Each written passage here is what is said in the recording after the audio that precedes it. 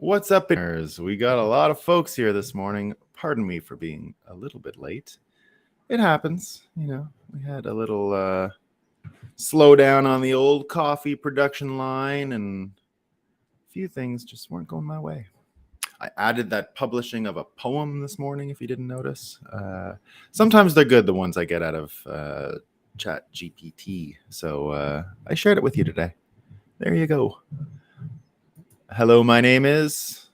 Good morning. Accelerate. We're going to accelerate so hard today. I'm putting the foot down, pedal to the metal, super acceleration. Today's an accelerating day, right? Bon matin à tous. Good morning, everyone. Where do I sat? Hope you're doing well.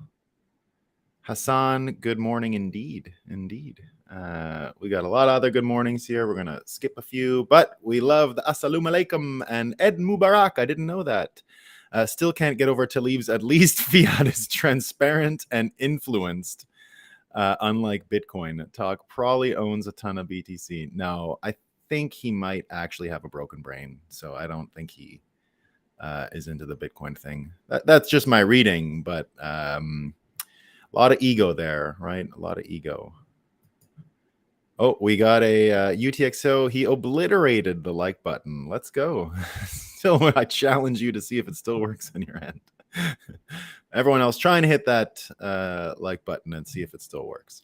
Morning, bud. Morning, Bitcoiners. We got someone anticipating the Moscow time. It is coming. It's not a thick Moscow time today, but it's a good one. High quality Moscow time. He owns a ton of BSV, P-Man Van says. He's a big bag holder waiting for Craig Wright's wisdom, right? Fake Toshi's wisdom. He needs it. ECS, Emerald City Syndrome. It's pernicious. We like it, Bitcoin Graffiti. We like it. Gary, hello from Scotland. Probably heard about all my Scottish Enlightenment content from a week ago. So I hope you heard that, and I hope you liked it, because it's true. Scotland formed the modern world. People don't realize that. So I know what you're... Well, let's just acknowledge for a bit. I'd have a bit of sunspots coming in. I can see them reflecting against my chair. Kind of a, not a bad day. A little cloudy, but nicer than yesterday. So we got a sun up. Bitcoin running smooth. All that's left for us to do is have a coffee and talk about what's new.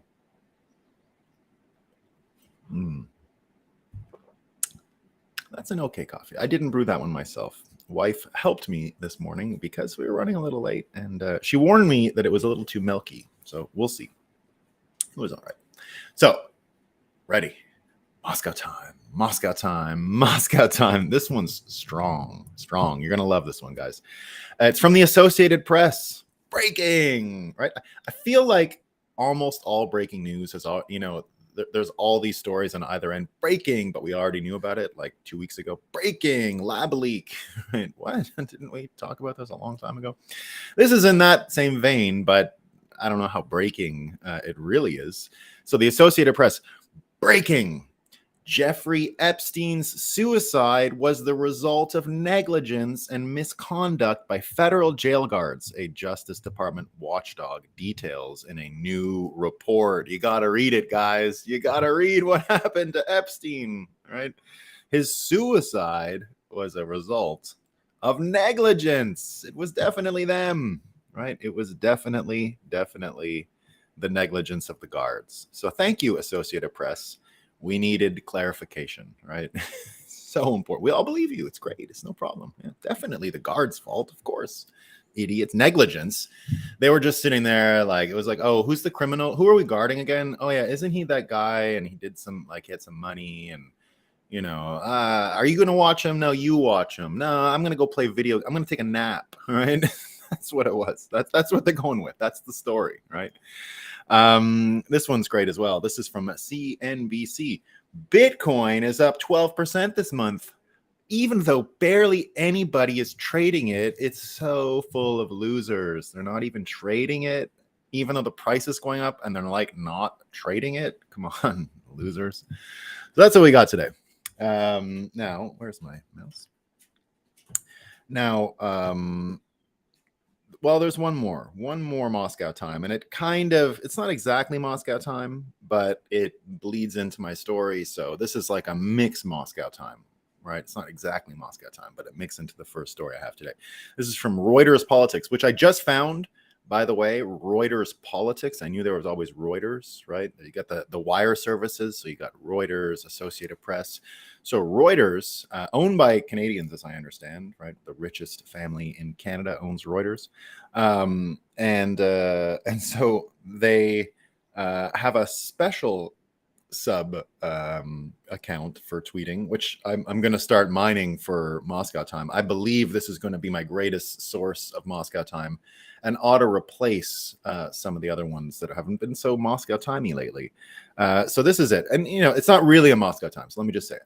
I'm teeing up Reuters Politics because I'm going to get Moscow time from them, but this is their headline: that the U.S. should apologize to Guantanamo Bay inmates for treatment, UN expert says. So I don't know about the whole story, but Guantanamo Bay is definitely an interesting context here. So if you guys don't know what Guantanamo Bay is, it is a part of the island of Cuba that the American military maintains control of so that they can run extraterritorial interrogations, right? So it was used to torture people, and it's been in American possession ever since the Cuban Revolution. They never got rid of it. It was a naval base. Of course, pre-Cuban Revolution, Cuba was more or less like an off-the-books U.S. state, right? It was Vegas before there was Vegas, right? Vegas only existed because Cuba was shut down. That's why Vegas's history doesn't go back before the Castro times. Vegas was invented by the mob because they lost access to Cuba because of the revolution. Now we've been to Cuba many, many times in my life, right? So I have a lot of experience there. I've sort of traveled all around the island. Well, not every part, but I've been around a lot, and spent quite a bit of time in Havana. Multiple times I've probably been like 5 times or something like that. So pretty good sense of what it's like there. And Canadians don't have any travel restrictions to Cuba, by the way. And in fact, there's sort of a highway in flights and convenience for Canadians to go there, because maybe there's some family relations, some people say, right? But the truth is, Justin Trudeau's dad was in fact really good friends with Fidel Castro. Castro came to the father's funeral, right? The first time Justin Trudeau really made a presence in Canada was at his father's funeral. He gave a speech, and everyone said, "Oh, he speaks so well. He's going to be the prime minister one day." And of course, Castro's there. Castro is the godfather, I think, to one of his brothers, or maybe the one, he did have, unfortunately for Trudeau, this is an actual sad story. There were 3 boys. The Kyle Kemper fella, who everyone knows in Bitcoin, who's a big proponent of the RFK campaign, by the way. And I've known Justin Trudeau's half brother for many years. Big Bitcoiner. Kyle Kemper is his name. Very anti-Trudeau government. He prays for his brother every day. Fine character. Tremendous fella. Big fan of his. And so he's from the mother, though, he's a half brother from the mother, not from the father. So the father, who was prime minister, had 3 sons. One of them, unfortunately, passed away in a ski accident, and very sad story. And so that brother, I think it was him or the other one. So there's 3 brothers. One of the 2, Castro's actually the godfather for real, like no word of a lie. So all these rumors about Fidel being Justin's dad, they're fun. Who knows how true it is, but there's some strange family ties there. So all that to say, Canada has never been shut out of Cuba the way Americans were. We were always allowed to travel there. And as a result, it's a major hub for Canadian tourism. So lots of Canadians go. There's like a closed peninsula on the island called Veradero, where Canadians flood it. You get tons of Canadians there. But it turns out it's not just Canadians spending time there, right? It turns out there's a whole bunch of other people going there now. And it looks like Shoigu, so the general in the Russian army, who was supposed to have been fired after the Prigozhin Wagner uprising, right? He was supposed to be gone. Well, he's not gone. He went to Cuba and he's met with the defense minister to talk about military cooperation. And this comes on the heels of China opening a permanent house for military troops for cooperation and all that. Now, remember that a lot of people are sort of comparing Ukraine. What would you do if you had these folks on your border with America? So it is happening, right? So how would Americans feel? A lot of people have said, especially on the right, like how would Americans feel if you had the same situation that Russia's dealing with Ukraine, with NATO coming to the border and arming and bringing missiles and all that stuff? How would Americans feel if they're in Mexico, or what happened during the Cuban Missile Crisis? It looks like we're starting to get something very similar. We're not hearing a ton of reaction to it, right? It looks like it's just happening, and that's fine. But another interesting thing was brought up today in relation to Cuba. So it's not just that the Russians are going there, the Chinese are already there. Here's a really interesting thing that has come to light. I'm not sure when it came to light, but it's making the rounds today and yesterday. And I get this from Ashley St. Clair. And what it is about some information about Cuba and what these three-letter agencies in America plan to do with it back in the 1960s. Now, remember, the moment where JFK realizes, and we've heard about this from RFK for a long time now, right? RFK's been talking about the JFK, what happened to his uncle, the assassination, what happened to his dad, which we're going to talk about later, right? We've got more details after his interview recently with Bill Maher, which we referenced yesterday. So remember, John F. Kennedy figures out that the three-letter agencies are not on his side. Three-letter agencies, of course, are CIA, NSA, FBI, right? They're called the three-letter agencies as a colloquialism. So the three-letter agencies that were giving John F. Kennedy advice about Cuba were saying sort of the following things, right? Don't worry, there's going to be a popular uprising. Everyone's going to come. The minute we set foot on Cuba, everyone's going to join us, and we're going to have a revolution against Fidel Castro. It's going to be great. And he didn't really buy it, right? So they put these mercenaries down, and then they got just slaughtered in the Bay of Pigs thing. And then the security agency said, oh, our plan didn't work. There was supposed to be popular uprising. Never happened. Send in the planes, send in the Marines. You got to go save them. And Kennedy said, like, you lied. You said it was going to be easy. It's not. I'm not sending anybody. So these people died. And it was just a slaughter, right? So it became a embarrassing moment for President Kennedy. But Kennedy understood at the time that he was not getting good advice. He was getting lied to. And from that moment on, he was running a covert, antagonistic relationship with his own three-letter agencies, which, of course, ends in Dallas in November 1963, where it didn't work out in his favor, right? Didn't work out in his favor. His battle with the three-letter agencies failed. And so Ashley St. Clair brings up this document because it's a perfect proof of the mental jump that a lot of Americans have to make to get out of World War III. Bitcoiners are already there. We're going to talk about it more as we go on, about the difference between personal agency, the three-letter agency that comes from Bitcoin, versus three-letter agencies, and what really the contrast and crux of World War III is about. So up with this document, and what it is an old document that's been unclassified relating to American plans in Cuba in this era. And the crux of it is the following, right? So here's what she says. I'll read the note first. The terror campaign. So this is about a terror campaign that the three-letter agencies themselves are going to organize. This is what they say, right? The terror campaign could be pointed at Cuban refugees seeking haven in the United States. We could sink a boatload of Cubans en route to Florida, real or simulated. We could foster attempts on lives of Cuban refugees in the United States, even to the extent of wounding in instances to be widely publicized, exploding a few plastic bombs in carefully chosen spots, the arrest of Cuban agents, and the release of prepared documents substantiating Cuban involvement also would be helpful in projecting the idea of an irresponsible government. So here's what Ashley St. Clair says. The government wouldn't do that. The CIA's Operation Northwoods had plans for terror campaigns and bombings of U.S. civilian targets in Miami and Washington to instigate a war with Cuba. One part read, we could foster attempts on lives of Cuban refugees in the United States to be widely publicized. They even planned to release false evidence to implicate Cuba.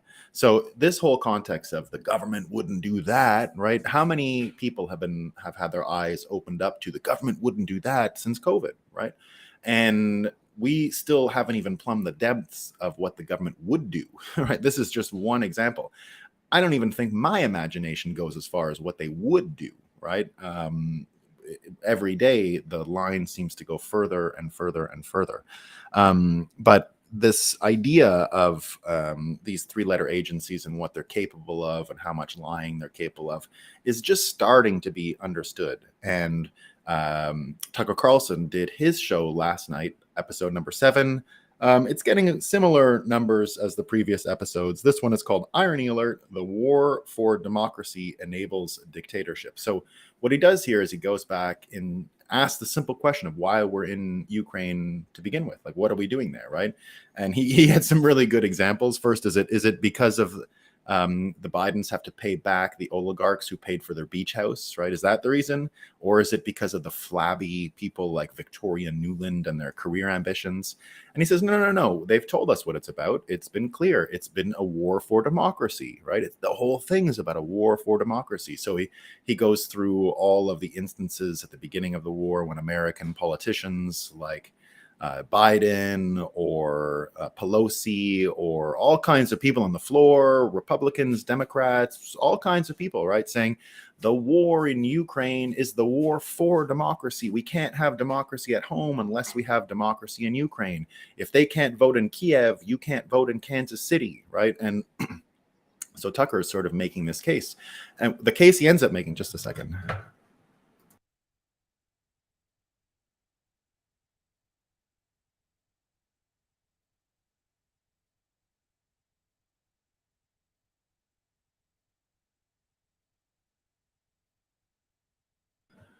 So Tucker comes in and does this contrast between the war for democracy in Ukraine and whether or not we even have democracy in America anymore. So he's making the contrast that a few people have made, including RFK, which is really interesting, right? So in RFK the other day talked about the spiritual connection almost, right? He was talking about how if America projects war in places like Vietnam, it will actually imbibe that same feeling at home. If it projects war abroad, it will have it inside of its country. And indeed, he made the point that ever since America started this war in Vietnam, it has never had a moment of peace. And it's kind of true, right? Like all these soldiers America has been bringing back generation after generation, coming home with their PTSD, bringing the war home with them, more or less, right? Vietnam, of course, created a huge divide in American homes, in American towns about the war itself. It certainly was not, there was no consensus in American life about American involvement in the war. The lines have been divided for a long time between exactly what we see in Ukraine. If we don't get democracy in Vietnam, right, we will lose it at home. But in the end, we projected war in Vietnam and got war at home. So he was making this whole point about elections and democracy in Ukraine. But then he acknowledged that just the other day, right, 2 days ago, Zelensky canceled all elections. There's no more elections in Ukraine. So we're fighting for a war, right, in Ukraine for democracy, but they're not going to have democracy as it turns out, right? They're just going to keep going. Now, people can say, oh, it's wartime, we're going to have elections again later. And Zelensky even answered, when we win, we'll have elections again. But remember, America has conducted elections during wartime. Right? We just had an election during a pandemic. We just had an election. We've had elections many times during war. We had America continued to do its elections in World War II. It ran an election during the Civil War, right? So there's a ton of precedent about having an election during a war, especially when the options for the local population would be to vote for the way the war goes forward. Now, I understand war comes to you. You don't always get a choice. I don't know if you can put involvement in the war from a Ukraine perspective on the ballot, right? Like, would the other side just say, well, we give up and capitulate? Maybe, but people should be able to at least choose, right? There's no reason why that can't necessarily happen. But this context of projection and the two sides not really just syncing up or at least inducing some form of hypocrisy or inconsistency or incongruence, right? This whole tension and irony as as Tucker mentioned, extends almost through all conversations right now. Look at the Hunter Biden case just for a second, right? So the new excuse that we went with, that I mentioned the other day, from that, Visser or whatever his name is, the guy who won an award at the White House press dinner for saying that, oh, Biden has found his Catholic faith in office, and so he won a special award, right? He's the guy pushing the talking points that actually Hunter can't be responsible for anything because he was an addict. Remember the whole addict excuse, right? He's an addict, so because he's an addict, he can't be responsible. And this is for the WhatsApp screenshot, right? My dad is sitting right next to me. So the whole thing is he's an addict, so he can't be responsible for what he did during that time. But remember, he was also, and this is where the irony and the logical fallacies all start to become very apparent, right? Remember that when his excuse for making all of that money was that he was just independent. He was like how can a guy with no experience make money working for an energy company? Remember when Trump asked Zelensky about the perfect phone call, look into influence peddling with Burisma and the Bidens, and then I'll give you the money, right? A quid pro quo, as they called it. Remember, the whole conversation around then was, what are Hunter Biden's qualifications? Like, how can Hunter Biden ask for this much money, and we have no idea what his expertise is or why he's there? He's not an engineer, right? And so, oh no, he's great. It's not just because he's the son of the vice president and son of the president. No, he has his own skills. So now the argument is he was justified in making the money, but actually he's an addict. Do you understand how it doesn't make any sense? Do you see why it doesn't make sense, right? You can't be both. You can't be an addict who's not responsible, but also it's because of your skills that you were getting paid money. It doesn't work, right? And it's the same kind of idea of this ironic, weird situation where America projects war, they have war, right? America does one thing and ends up fighting against fighting a war for democracy, and then simultaneously can't really have it inside of itself, right? So this whole thing, and by the way, Tucker also brought up the red flag that I've been mentioning for a while, right? The red flag being, shouldn't someone who's like not really so popular according to all polls, and who has a lot of opposition against them and not really a successful, there's a lot of problems in America, why isn't that person sort of campaigning? Like, isn't it a red flag that they're not even trying to campaign, right? So he brought that up in his show yesterday. Now we're starting to see, there's all kinds of questions now about Merrick Garland as well because of the Hunter Biden thing. Jonathan Turley breaking all that down, saying, if you guys don't follow Jonathan Turley, you got to. He's probably one of the best legal minds following all this stuff, right? So at Jonathan Turley. The New York Times just confirmed that Weiss was prevented from bringing charges against Hunter in California and New York. This is in contradiction to Garland's prior statements, right? So he's saying, why couldn't they do it? Like, I didn't know why they didn't. Garland stated, I don't know how it would be possible for anyone to block him from bringing a prosecution. I am not sure which is worse. Either Garland was clueless or contemptuous. If he did not know, it is a further indictment of the leadership of his department, right?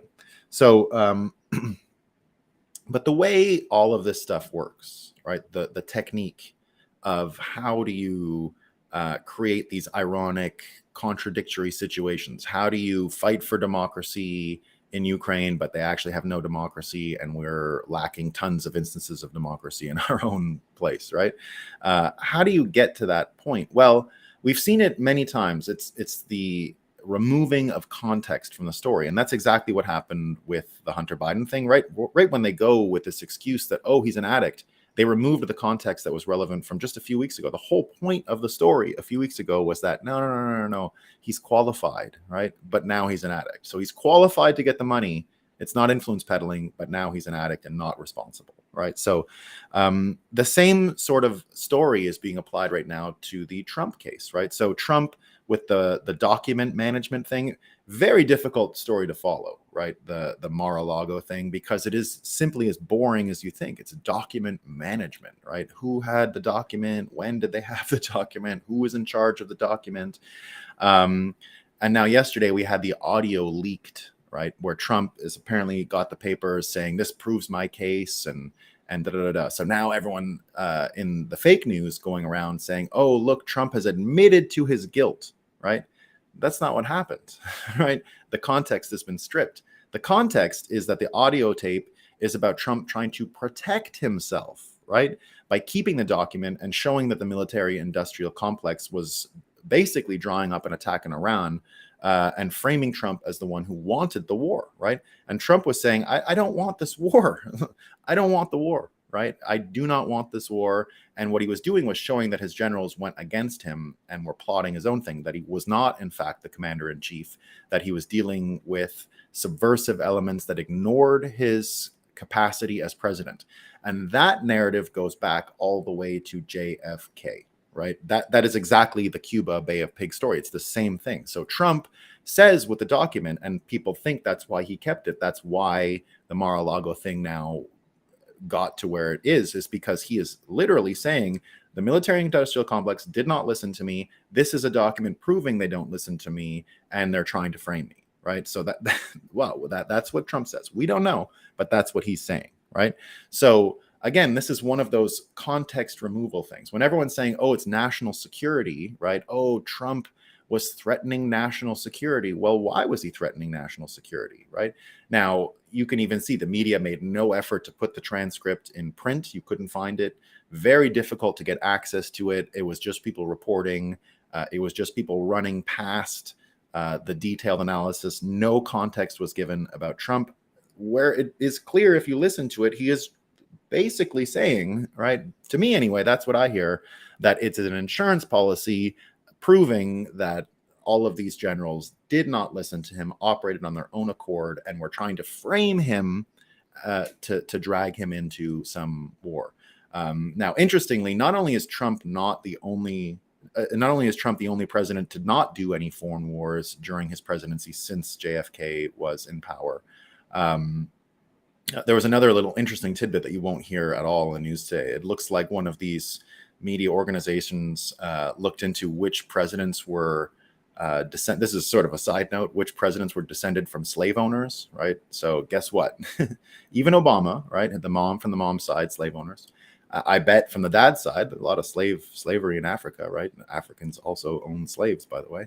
But there's only one president, only one in American history who had no slave-owning parents.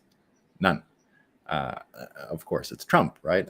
Scottish and Germans were not involved in the slave business because, they themselves were slaves. So there was no slave business going there. They were just slaves. Germans, regularly conscripted into slavery stuff over time. Of course, the German word for slave just means Slavic, which is the people east, because they were also slaves, right? Let's not forget the Ukrainians have been slaves for many, many years. So there's only one president. You're not going to hear that much in the news. It was sort of an unintended result of that poll. So here you get the same sort of idea, the context being removed, the conversation around the military industrial complex being removed. You can see the technique in its perfection yesterday with Roseanne Barr. Roseanne Barr? Does anyone know Roseanne? If you're not from America, she had one of the most popular TV shows in the history of America. In the 1990s, it was just a working class family. John Goodman, very famous actor, was the husband in it. And it was just your typical 1990s American sitcom. I loved it. I watched it. Great show. It was kind of like a poor family, a poor blue collar family that loved each other and did their best and had a nice time and all this kind of stuff. They relaunched the show and it was hugely successful with Roseanne Barr at the helm. But then she made a comment about Susan Rice, calling her, something from Planet of the Apes or something. And of course she got canceled because it was racist. And so since then, she's just been sort of ostracized and ignored by mainstream media. You don't go near her anymore until she does something else. So yesterday she's doing an interview with Theo Von, another comedian, but it's just sort of an interview. And she says, nobody died in the Holocaust. It should happen. 6 million Jews should die right now because they are the problems in the world, right? And now everyone's saying, is anyone surprised about Roseanne's anti-Semitism, right?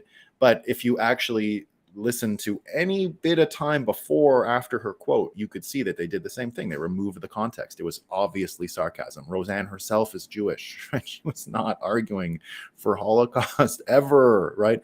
So Theo Vaughn comes in and says, this Roseanne clip was sarcasm, folks. A clip taken out of a long sarcastic rant she had during our chat. Can we not recognize sarcasm anymore? The point is not to recognize the sarcasm. It's to indict someone like this and go nuts on them, right?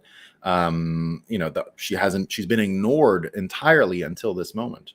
And here it is again. But this is just the same technique. You just take the context out, you put a video on, and you'll run with it, right?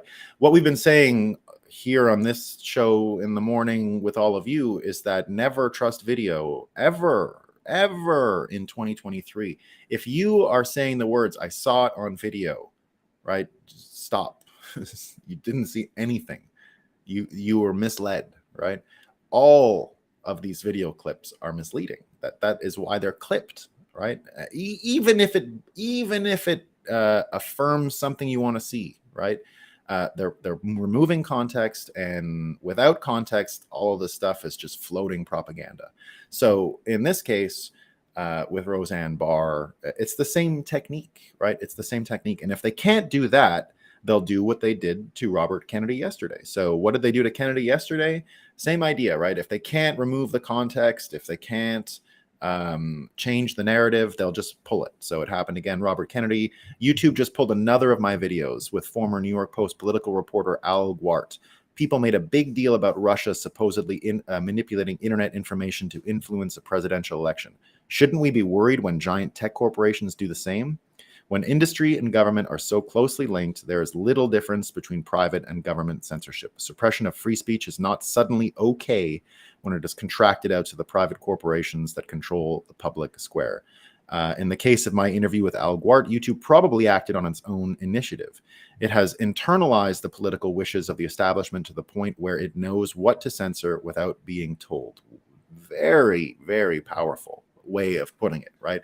They know what to do without even being told. It's something that we've expressed for a long time with Amazon owning Washington Post and all these. You don't need to tell. I noticed it firsthand when I worked at CoinDesk. I noticed the failings of basically human minds and hearts, right? Now, this is not an indictment on any of these individuals, but what you saw were, and the reason I say this is because I was in charge of the firewall, let's say, between the business side of CoinDesk and the editorial side of CoinDesk. So I was put in charge of writing a policy, let's say, right, about how to maintain this distance. And the thing I struggled with was that everyone assumed all the time that Barry Silbert, who owned CoinDesk, affected editorial. But it wasn't true, right? It was just a perception. It was never true. He never told you do this or do that, or he never came in the office and said, I didn't like that story. We could write anything. There was no limit to what we could write. But what I saw was the following. I saw people mind reading, right? That was the problem I was trying to solve. Mind reading Barry Silbert to find out to guess what he would want. And then you would see things proceed, right? Now, I did my best to stop it. It was mostly stopped. I think CoinDesk solidified its reputation after the SBF and FTX stories because, of course, the fire burned so hot that it burnt Barry, and that has given CoinDesk a lot of credibility because they were willing to do that. Now, I'm not trying to take responsibility for what happened. The policies that I wrote were, I think, effective, right? They at least put CoinDesk in a position to be able to do this. It was still up to the writers, and it was still up to the talent that's there, and all of those things. But the perception that he influenced CoinDesk was accepted by everyone in the world. And I would say in some ways justifiably, because there were people who were like, well, what would Barry think? They wouldn't say that out loud. You could just tell, right? Like you could tell people were spinning those wheels. So in my sense, the policy I tried to create had, ways around that I thought would work. They did okay. So the point is, though, that Kennedy here showing that there are other incentives besides getting yelled at about an article. Like Rupert Murdoch never needed to go tell people at Fox what to write and think. They automatically did it, right? And there is this mind reading aspect of it. So Kennedy gets suppressed, and all kinds of people sharing exactly what's going on these platforms. And it goes back to the same things we saw with Twitter. When the Twitter files started, we saw that James Baker, all these people who are so heavily involved in Russia collusion, Mueller report, moved over to Twitter and were suppressing information there.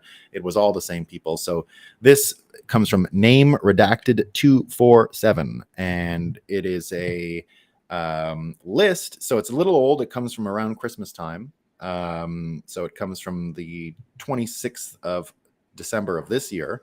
So right in the context of Twitter files and everything that's going on. And he says this: Google currently employs at least 165 people in high-ranking positions from the intelligence community. Google's trust and safety team is managed by 3 ex-CIA agents who control misinfo and hate speech. Here's the breakdown. There's 27 former employees of the CIA at YouTube, 52 former employees of the FBI, 30 from NSA, 30 from DHS, and something called ODNI, which I don't really know what it is, 6 other people. So he goes through here about all the people that were involved in this stuff. So, and they've all got, but he always puts in when they've got their pronouns in their bio. So of course, Nick Rossman, he, him, current Google senior manager, trust and safety, former CIA analyst for 5 years. He goes through all of these lists. It's not just him. There's a lot more. There's she, hers, he, hims. We're not against it, but it does give you a sense of their political leanings, right? And when you even look at this story that we were referencing earlier with Hunter Biden and what's going on with the whistleblowers from the IRS and all of this stuff, well, we see that the New York Times buried in the 21st paragraph that the independent source who confirmed the 2 IRS whistleblowers claim that David Weiss said he blocked charges from against Hunter in California. So, basically New York Times, again, removing context, orienting things so that you don't see that these people are involved, right? These former national security people are involved.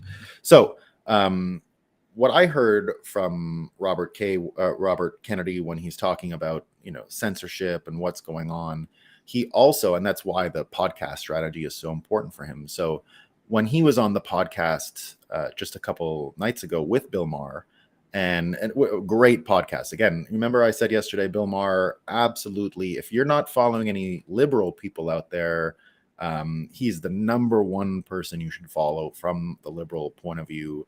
He is an honest person as far as I can tell, right? And I can disagree with him all day. I at least trust that he wants a better world, and I'm 99% aligned with what Bill Maher wants to see in the world. I probably disagree with him on 99% of the ways to get there, but I have the utmost respect for what he does and what his convictions are. So he is a reliable source, I hope, and we see someone who can actually learn on the job and do all these things. So he had RFK on the show, and they ended up talking about the murder of RFK's father. And I found out stuff I had never known before. So RFK Jr. gave his account of the whole thing, and it was super interesting. So first of all, he mentions that, he believed for most of his youth that, he knew there was some conspiracy around his uncle dying, but sort of bought the main story mostly. But it turns out that when he got a little older, his father, the people who were with his father's best friends, helping him on the campaign, those that were with him that day had a different impression of how his father, Robert F. Kennedy, was killed. So his father, Robert F. Kennedy, is killed immediately after he wins the California primary and says, we're going to go see you in Chicago, and they're probably going to win. So they come out of a room, and the way RFK describes, so the people that are with them end up saying to RFK over the years, you got to come read what happened, right? So it turns out they have the coroner's report with them. And the coroner report for RFK Jr., turns out it's called the perfect coroner's report. That's its nickname. Because what the coroner does is doesn't want the mess that was made of JFK. right? So JFK, the autopsy was apparently a complete scam, right? Like tons of mistakes, and it caused a lot of confusion afterwards. So this coroner says, and I guess he's a famous coroner at the time, right? Says, I'm not going to let this happen again. So what he does is he flies immediately to LA, and he gets the chief coroners from all the departments of defense, military, Air Force, Navy, and they all come to observe his autopsy of RFK. And they find out a few things, right? And so RFK is invited by this person who is next to RFK Sr. RFK Jr. is invited to read the autopsy next to the person who was next to RFK when he was assassinated. And this person believes that Sirhan, the person who is supposedly responsible for the assassination, is innocent, right? So it turns out they read it, and this is what RFK discovers, that Sirhan. So first of all, RFK comes into a different route than was expected. He's brought through the kitchen, and waiting for him in the kitchen, so someone knows that he's coming to the kitchen, is Sirhan. Sirhan shoots 2 times, right? Bang, bang. Misses RFK, we know, because he gets the guy who invited RFK there does take a shot, takes one of the bullets, right? So he's aware of this. So that guy gets one of the 2 shots fired. The other one is missed, and they catch the bullet in some door or something like that. Then he's wrestled down, right?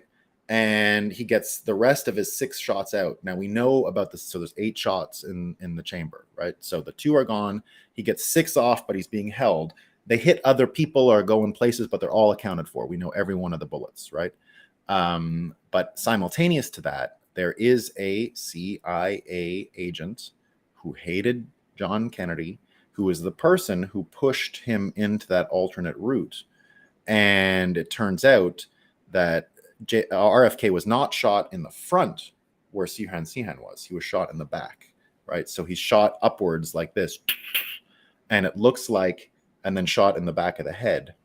And the pictures show RFK with the guy's tie, because he pulls the clip-on tie off. And the person is photographed with the gun. The CIA guy is photographed with the gun, right? So witnesses saw it. They know it was there. The bullets were shot at the same time as Sirhan was shooting, so no one really accounted for those bullets. But the coroner says there's no way Sirhan did it. The shots were from behind. Sirhan was in front. Now they get into Sirhan. So RFK has actually gone to meet Sirhan and believes he's 100% innocent. These are the same old strategy of finding low IQ, sort of handicapped people like Lee Harvey Oswald, or we've seen it in Canada, right? When you say exactly what this Cuba thing, our government wouldn't do that. Well, there was a case in Canada, a very famous one, where they went after retarded Muslim people and tried to, like, there was 2 or 3 retarded, like, they're retarded. Their IQs are not 90, right? They shouldn't even be able to stand trial. They're so unintelligent. They were drafted, solicited, and convinced to blow up a train line, or at least plan a train bomb in Canada. The most amateur job you've ever seen, but the minute they were enticed into doing it, which we found out later by Canada's CIA called CSIS, that's how it went down, right? But these people did not have the IQ to do it. We saw the same thing with the kidnapping of the Michigan governor, right? Did you ever listen to the people who supposedly planned the kidnapping? These were, sort of your typical white rural MAGA people, also semi-retarded, like retarded, not smart, not capable of planning anything like this, and also not capable of deciphering whether or not they're being misled or antagonized into doing something bad, right? So this has been a blueprint for a while, where you get someone like Sirhan, who's not smart, right? He's not being invited on Jeopardy, right? This is not a genius. And they pump him up full of anger. Of course, RFK had just given a speech promoting Israel's security and blah, blah, blah, because it was the 1 year after the 1967 Yom Kippur War. And this guy, Sirhan, was a radical and hated Israel and blah, the same old story that you can understand. But very easy to radicalize someone like Sirhan, right? Not hard. And now, as I understand, Sirhan is not on board with any of that stuff. does claim his innocence, does claim that he was set up.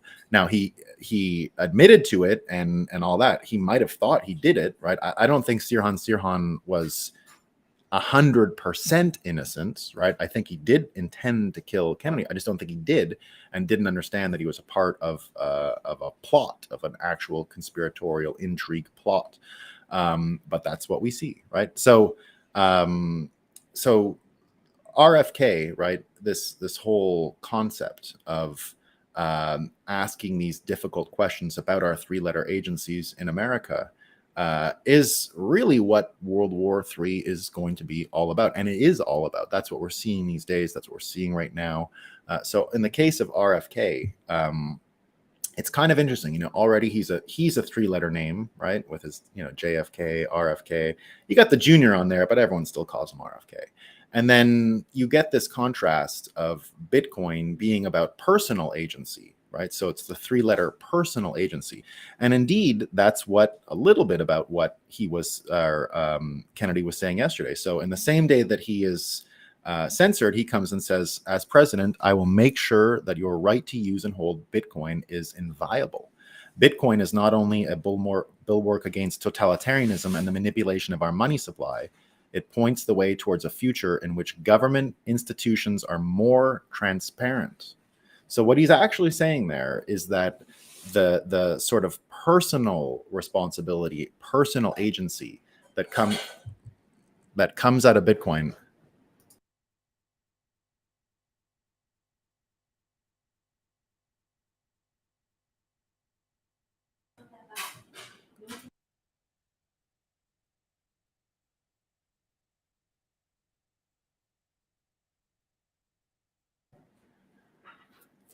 So that's what he comes in and says, that personal agency, more or less the personal agency that flows from Bitcoin, is the only answer to the transparent needs that have arisen from the three-letter agencies and their suppression of almost all democracy. It's the same old argument of a war for democracy, right? Ends up destroying democracy, ironically, in your own area, in your own, mind.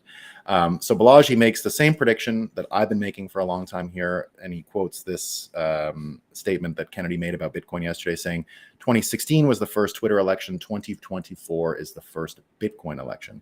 And I think that's what we're going to see, right? We're going to continue to see that, because it's not just the three-letter agencies like the CIA and FBI. It's about government transparency in general, right? And you can see it. The BIS, so the Central Bank of Central Banks, right? They released a report yesterday. Sam Callahan from Swan broke it down. He says, more astounding stuff from the annual BIS report. In the first 100 pages, the entire report is dedicated to explaining how fragile the current monetary system is due to excessive debt and loose central bank policies. The second section is titled Monetary and Fiscal Policy, Safeguarding Stability and Trust. It goes into detail about the risks of society losing trust in the state and central banks due to high inflation and increased financial instability caused by their fiscal and monetary policies.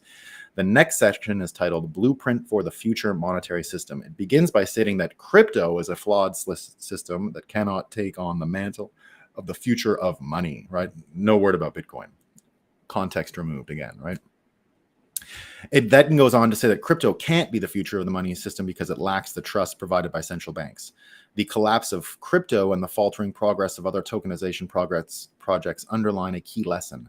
The success of tokenization rests on the foundation of trust provided by central bank money and its capacity to knit together key elements of the financial system. This capacity derives from the central bank's role at the core of monetary system. Pure Moscow time. Pure Moscow time.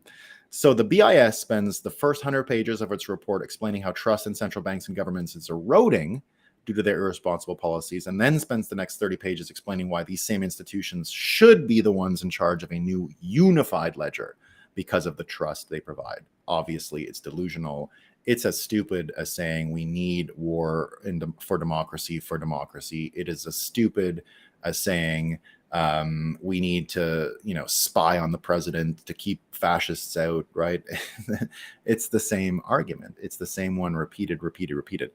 Therefore, as far as I can tell, when we look at the candidacy of RFK and this idea, the weightlifting, the personal health, personal agency, And exactly what he said, the transparency that Bitcoin can provide for all institutions and government is really the fight we're engaged in here. And it really is about personal agency versus three-letter agency, and what are the results, right? So that's what we got. Now let me see what I got out of these quotes today. I didn't see a lot of them coming in. Mikey just acquired 12K coins. Nice. All right, let's see what's going on here. Thank God that thank God it's officially a suicide. Yeah, I know. It's I was worried about it all, you know. It's always, like I say, people need to watch more David. Yeah, David Icke's an interesting guy. You know, I've been a David Icke like, I don't know, consumer since the 90s. Yeah, I like just quote, democracy cancels democracy. Yeah. And I guess we're talking about the Tucker thing here, is basically Afghanistan. Well, that's what a lot of people said, right? You know, the Glenn Greenwalds of the world have been arguing that from Assange, right, that Afghanistan was really about money laundering, and when Trump shut it down, they needed a new venue. So that's not me saying it, right? That's Glenn Greenwald's point. It checks out to me, but I don't have the proof, right? Bob Builder says the best part was, and then he says, we stand alongside Zelensky. I decide then there will be no elections. Yeah. I stand with Ukraine unless Russia wins the war, in which case I stand with Russia. I like, yeah, that's the addict argument. This is the old addict argument for Hunter Biden, right? No, guys, I was an addict. It doesn't count. It's the werewolf defense, right? The full moon was out, guys. That's not me. I'm an addict. I'm a Bitcoin addict. I lost my Bitcoin. Yeah. We had a lot of experience in the family business. Yeah, there you go. What is it? It was great meeting you in Toronto, Nolan. Thanks, Boomer the Broken Ruler. The conference still has me energized. Yeah, Bitcoin conference is a way of doing that. I love the energy of them. Winston Alexander, national security is you. Yeah, at this point, there's nothing wrong with that analogy at all.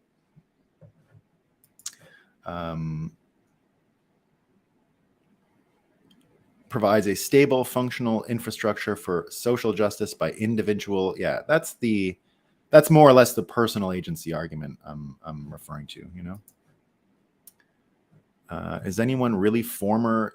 Yeah, it's true. So Daniel asks, is anyone really former CIA? I've seen people that were, and you would recognize their motivations as honest, let's say, but the skill set never goes away. The way of thinking never stops, right? You don't think of things as like, oh, I want to persuade that person. What's the argument? No, you still think in terms of, I want to persuade that person.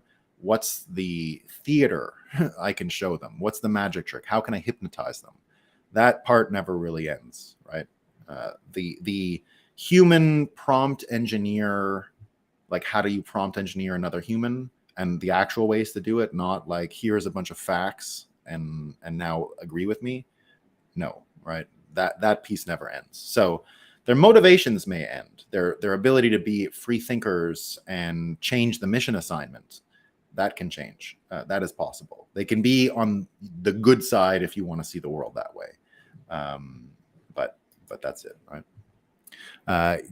Go get it, everyone. Lift, staff sacks, get on those objectives. Bang, bang. Yeah, I'm going to go lift after this. We love lifting.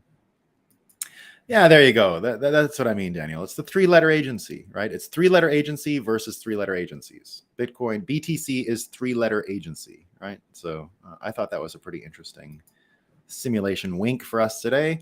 Must say it's a little depressing that our systems and our countries are so corrupt. Yeah, but Bud, at the same time, this is what its death looks like. So I wouldn't say it's depressing in so much as it is we're deflating the old system. It's depressing for them. if you're sitting there saying, oh, I got this great university degree and I'm going to get a job in government and then I'm going to tack back into the private sector, that strategy is done. So only to those people is it really depressing, right? If your plan was to go to school, get a degree, go to government, get the credentials, go to private sector, get paid a shit ton, that battle plan is over. You need a new strategy, right? You got to stack sats. Your best bet is to honestly go work in a coffee shop and stack sats. You're going to do better, right?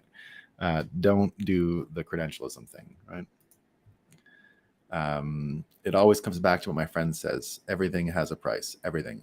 Absolutely has a price. Everything. Yeah. Anything you want in life, there is a price. And if you're willing to pay it, you can get it, right? That's the difference that a lot of people say is that's the thing a lot of people say about ending some addictions. Ending addictions are hard, right? But you'll never do it unless you yourself wants to do it, and you'll only do it when you're willing to pay the price because it's hard, right? So it's a choice, a difficult one, but a choice. So there you go. BIS is the central bank of central banks. That's why it's all gibberish. Yeah, I will say the BIS, I've dealt with them before. I find them, so I've been the person they've interviewed for these reports, right? Like they don't really cite you, but they get a bunch of people together and they ask you a ton of questions. And so I did this for CoinDesk in the early days of BIS. BIS has actually a ton of honest researchers that like Bitcoin. There are a lot of just like eccentric academic types inside of BIS. It's not exactly what you think it is. Now, I don't have much visibility higher than the people writing reports. I used to work with that Mark Carney guy who was the biggest financial loser in the history of the world. And he ran the BIS. And I never trusted him and don't know what he's thinking and all that. But just to be honest, the people I've met at the BIS, the researchers over time, not Bitcoiners necessarily, not full of imagination, but not evil, right? They're not out there. They can question their own world. So the BS is a weird one, right? Very, very, but it is, yeah, it's BS. Like, I mean, we don't need it, right? And these people they're hiring, like, they're not influential. The people writing these reports they're not sending us their best, right?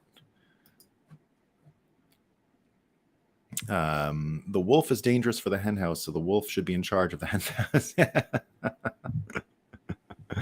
Yeah. Thank you, my man.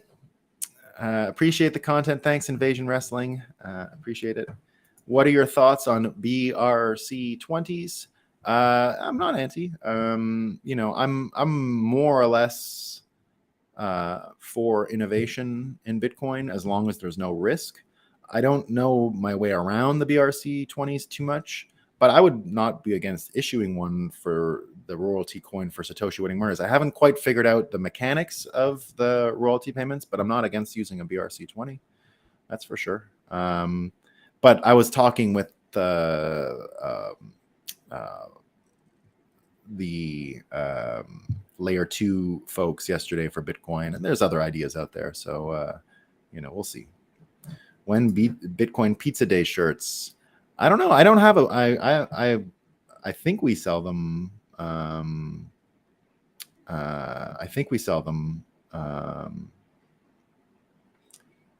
on the Bitcoin Magazine site. Yeah, I mean, it'll be demand for Bitcoin. So that's how I think about it, right? That's just how I think about it. I think there will be a chance. Okay, we got, we should have, there you go. All right, so that's what I got today. That's what I got. Some crazy person on Twitch, but that's fine. All right, man. That's all I got for today, team. I hope you're doing great. And remember, it is really about 3-letter personal agency versus 3-letter agencies. I like the way that sounds. All right, team. Thanks for coming. See you tomorrow.